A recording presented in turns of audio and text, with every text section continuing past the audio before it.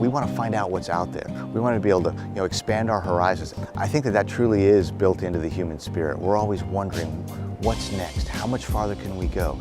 The Mercury astronauts, when they get introduced, you immediately coalesce as sort of the heroes. The press conference that NASA had goes crazy, and the astronauts become instant celebrities.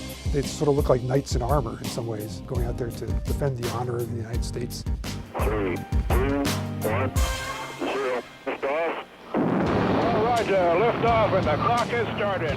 I remember feeling a moment of exhilaration. Exhilaration because, of course, I had been training for 2 years, and in fact, I was more than ready for the liftoff to occur, and was quite delighted that, in fact, it did occur, and occurred so smoothly.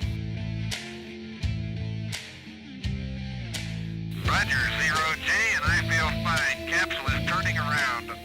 Oh, that view is tremendous.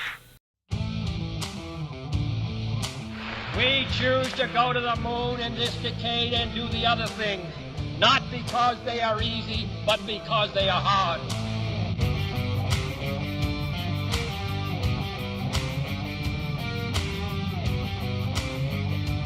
It's outward bound.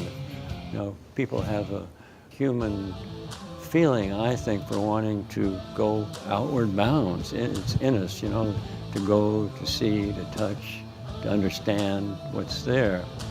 Ignition sequence start.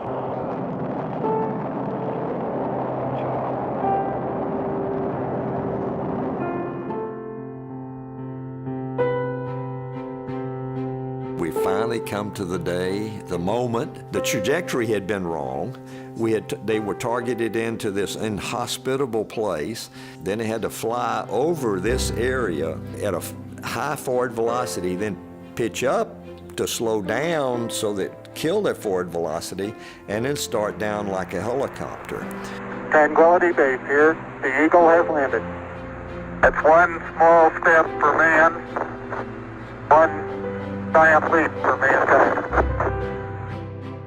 The landing to me was a great celebration. We had won the race. The nation was almost euphoric.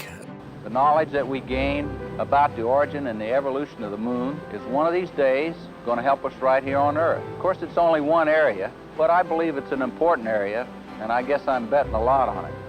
NASA has been absolutely critical to improving the knowledge of all humankind. 12 humans walked on the surface of the moon, which is a stunning achievement, and we are still the only country ever to have done that. We're going to go back to the moon, and we're going to take what we learned there and we're going to go to Mars. To get to Mars, it's about a 6-month journey. And as an operator, I would be really, really happy if we could test out our operations and our equipment in our backyard. The moon's only 3 days away. The moon is the next step.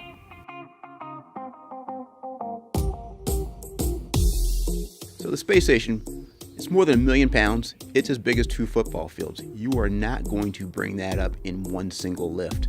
So we had to bring up the space station in parts and assemble it. The space shuttle was instrumental to bringing up at least the American side of that. It was more than 40 missions over about 13 years to assemble all those parts of the space station.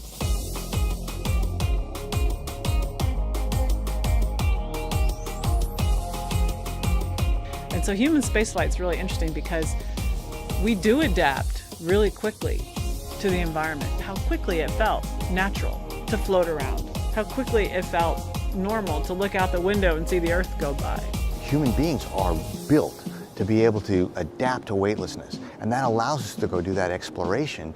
And so we have improved the exercise equipment, we improved the diet, the vitamins. I mean, came back so strong that physically I was actually stronger than when I left, when I did the physical fitness tests when we got back. It gives me great hope that, if we have similar type of equipment on our long duration space vehicles, we're going to show up on Mars and be ready to work the minute we get there.